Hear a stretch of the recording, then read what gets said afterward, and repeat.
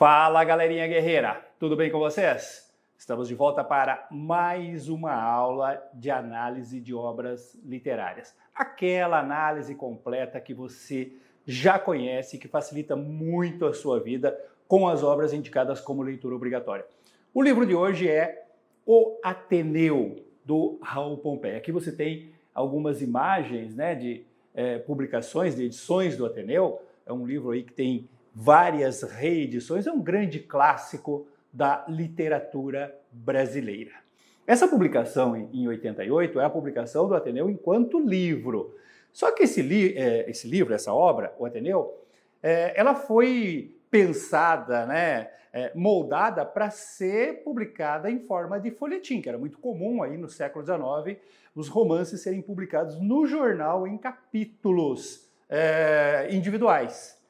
E isso teria sido feito já quando ele começou a fazer essa publicação quando ele tinha ainda 23 anos de idade. Então, o livro foi publicado primeiramente no jornal em forma de folhetim e depois, em 88, saiu na forma de livro.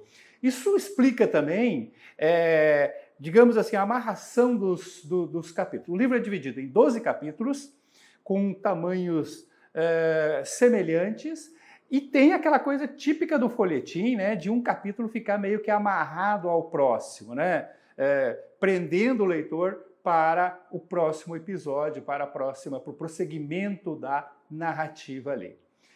Um outro detalhe extremamente importante sobre esse livro é que os seus biógrafos, os seus estudiosos, estudiosos aí da obra e do autor, entendem que trata-se de uma obra com um grande teor autobiográfico, ou seja, o Raul Pompeia teria se valido de experiências próprias, vividas aí na sua época de estudante, para criar essa obra-prima aí. O Ateneu é um colégio, como nós vamos ver depois, tá?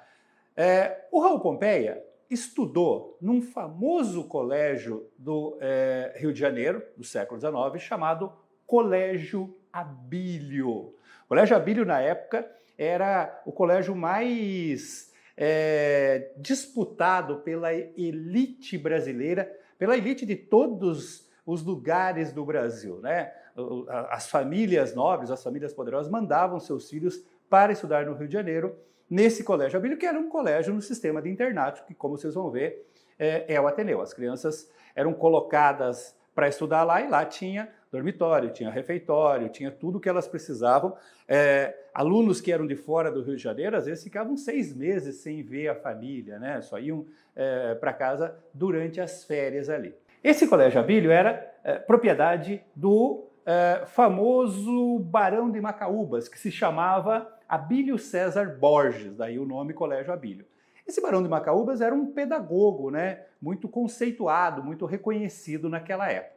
O Raul Pompeia teria estudado suas primeiras séries nesse Colégio Abílio e os biógrafos afirmam que a experiência dele no Colégio Abílio é a base que ele traz para escrever sua obra-prima, ou seja, o Ateneu. Então, nesse sentido, nós temos uma obra aqui um tanto quanto autobiográfica. Claro que aí entra todo um processo criativo paralelo, não apenas no aspecto literário, mas também na discussão, na análise, na observação da sociedade como um todo, que acaba sendo representada no universo do colégio interno, do internato. É como depois nós vamos ver aí na análise mais global, o Ateneu, o internato, é a representação da realidade da sociedade como um todo, com todas as suas mazelas, com todas as suas disputas, ganâncias, injustiças.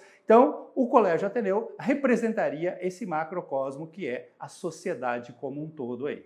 Certinho? Como que nós vamos proceder essa análise? Bom, nós vamos começar falando sobre o enredo. Vamos sintetizar aí capítulo por capítulo o enredo, Começando falando aí sobre os principais personagens, né? Depois fazendo essa síntese dos capítulos e no final a gente faz uma análise geral sobre o narrador, sobre o estilo literário, né, do realismo naturalismo, o estilo de época, sobre a linguagem abordada, enfim, tudo aquilo que pode ser cobrado numa prova de vestibular.